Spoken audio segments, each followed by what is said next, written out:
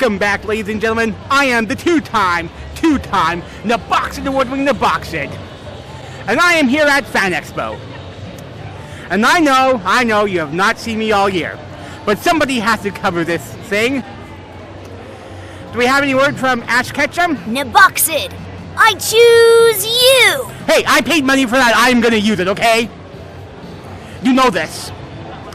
So anyway, you're probably looking at me and you remember all the costumes I've worn. You look at me like, Naboxed, you're not in the costumes this year. And here we have this random person coming up.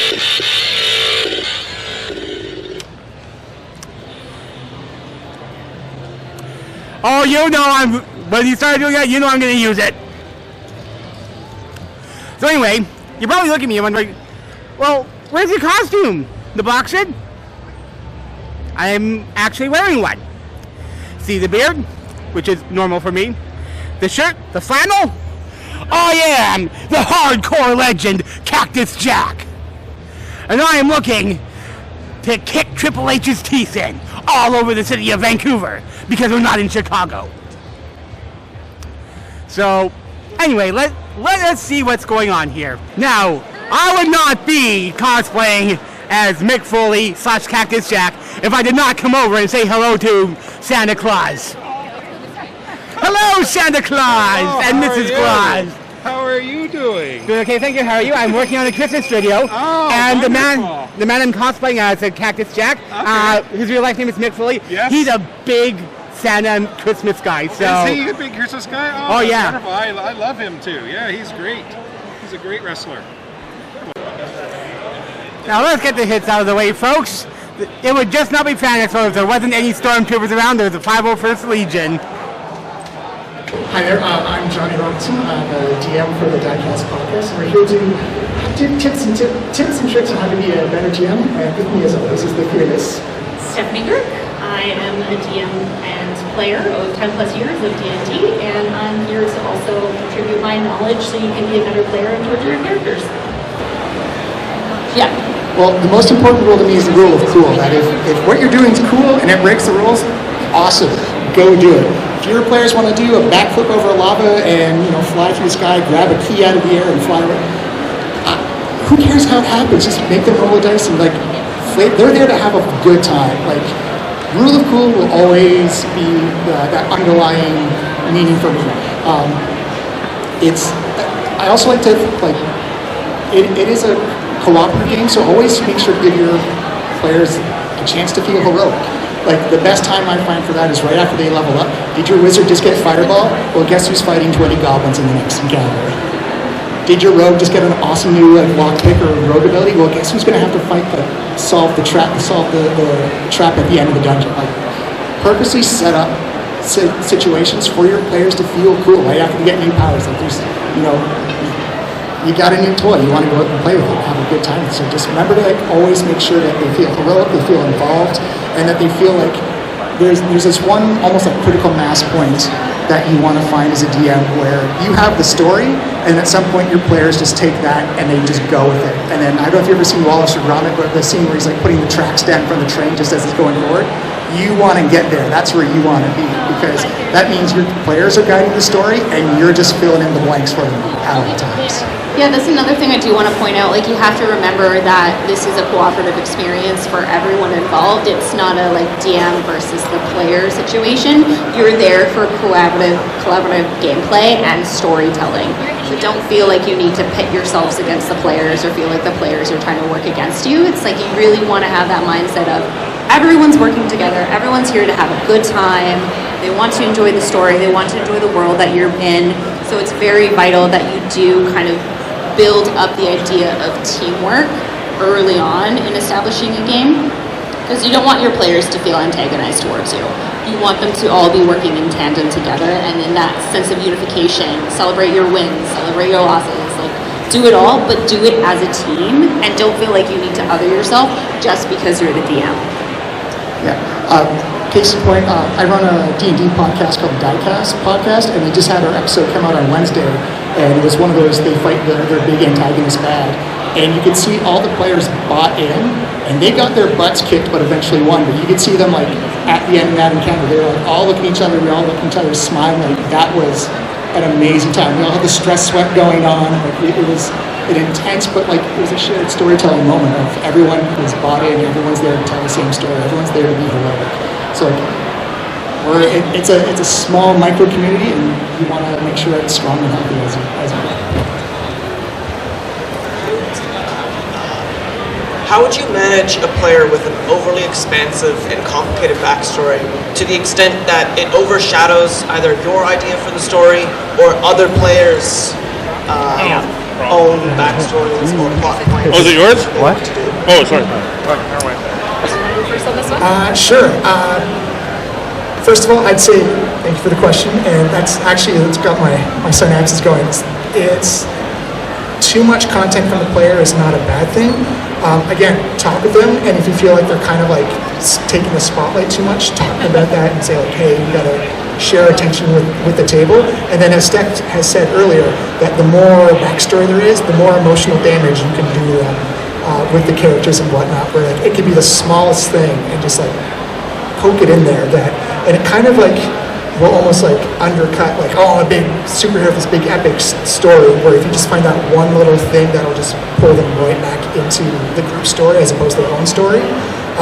So it's not an easy answer, but there is something in there that they've given you that you can use to like really build a connection between them and the group. And another thing that I would also mention is that focus on your other players as well. Then if this one player is being very loud with their backstory and they always have something going on, turn to your other players, see what they're doing, and don't hesitate to kind of boost them a little bit. Like I had one DM bring me in as a side character for a one-off session, just so I could help push the narrative for another player's character. This player was very shy, it was their first time playing D&D, they had a great backstory, but they just didn't know how to incorporate it, and all the other players were very established and knew what they were doing and were very loud and open about playing. But I came in as a side character just to help boost that narrative, and it worked. They were able to kind of take more of a forefront, and then that way it started to equalize the storytelling of everyone else as well. So kind of look at your weak points.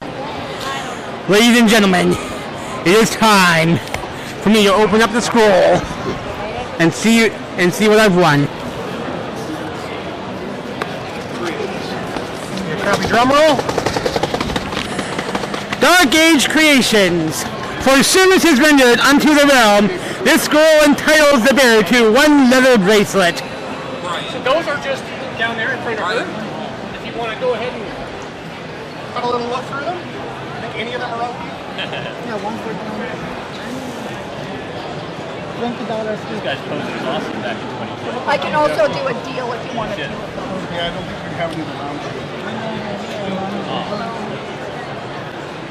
On a bunch of the armor that we don't have. You don't have Jade, right? Jade. I don't have Jade. You only have 4 Heavy stuff. I have selected my leather bracelet. Ladies and gentlemen, bang bang! I have found a man who I pile drove through a table. Mick Foley, I might not care for you much, but I know I care for you just an inch more than all these great unwashed here in Vancouver, British Columbia.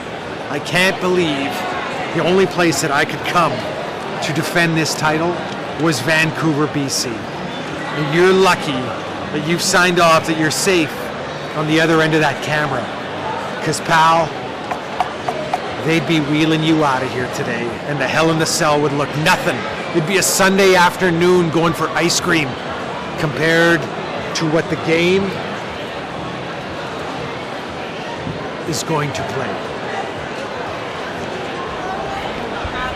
Well, I have news for you. That would not be the first time I bled, and it will not be the last. But when I'm done, I can guarantee you that that belt will be mine, mine, mine! Bang bang! Very nice. That's very good. Listen up, Cactus Jack. When I'm done with you, buddy, it's gonna be 10 years ISO cubes. No parole. Dig it? Don't do it! I have the high ground, Anakin! You underestimate my power!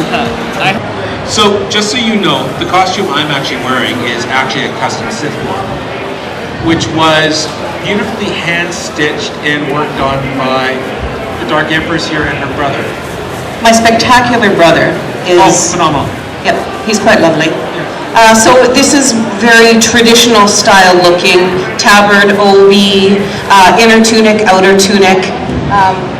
We had just done, so anybody see the Ahsoka series? So some of this weaving, if you notice, looks very similar to the Great Mothers. So we were designing something for my son, my youngest son, who is 21. He has been with us since he was 13. He started as my handler and then progressed into becoming a member. And he has the most beautiful custom Sith. And we had done this weaving on it before Ahsoka had come out. And we had the opportunity to meet Shauna Tripsick, who was the costume designer for Ahsoka. And she grabbed my son at London Celebration and said, who sewed that for you? Where did you get that idea from? And my son is 6'4", and he's looming over this little lady. He's like, oh, my mom and my uncle made this for me. And she said, you wait till you see Ahsoka. You'll know exactly what I'm talking about when you see Ahsoka. And then we saw the Great Mothers. And my brother, he was like, yeah, that was me. Wait, isn't it more like... No, he does this. He's like... Oh, true, yes, yeah. yes. Yeah, so he's here running around in his custom Sith. You'll see him, and he might have that look about to him, like, I'm a snooty Sith. Yeah. Oh, he's snooty. Yeah. When he's a Sith, he's he's mean. Slightly scary. Yeah, he's a little scary. Yeah.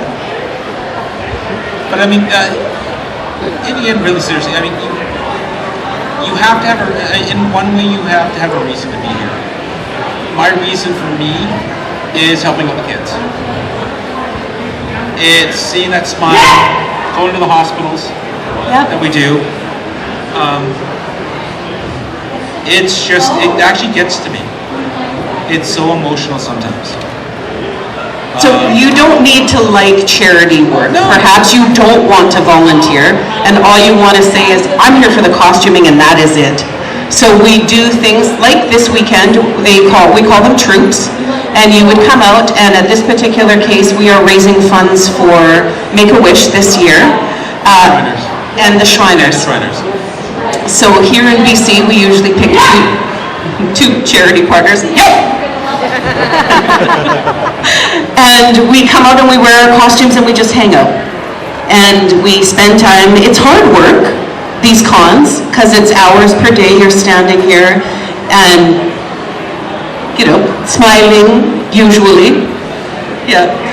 And you can come on in and get photos with us, and it lends that whole realistic aspect of, well, the Star Wars universe, it's a cool thing. So when you see cool costumes, it's a cool experience. So outside of this, you look at the community support. It could be a JDRF walk, it could be a breast cancer walk, it could just be a community Halloween party in your neighborhood. Somebody could just get a hold of you and say, would you guys come? And yes, we would. If you can, you have the opportunity to roster up and say, I'm available, I can go do that. And you just go dress in your costume and be cool. Yeah, you also get to go to the sporting events. Yeah, yes. Okay, so there's about an hour left in the day.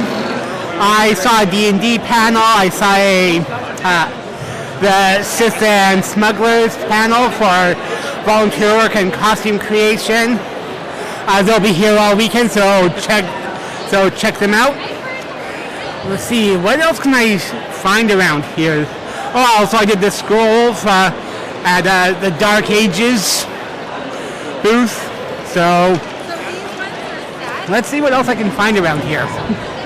Okay, so as you guys know, there's also like a lot of artists here. They got their own comic books going on. So actually I just finished talking to Rick Overwater, and he's got a few novels and records going on, including Son of a Bullfighter's Ghost, which is I think an 8-page one with a 7-inch record included. So come check it out. Sometimes you just gotta e-walk before you e-run. So ladies and gentlemen, I am Cactus Jack, and there is also Jack in the Box. We have a tag team, Cactus Cactus Jack in the box. All right, ladies and gentlemen, I am finished up here at day 1 of FanExpo. I caught the last few songs of School of Rock Vancouver, but of course, it's since they're a house band, they do a lot of they do cover stuff, which means that I would probably get a lot of copyright things for that, and I can only risk so many. So I don't think I'm gonna.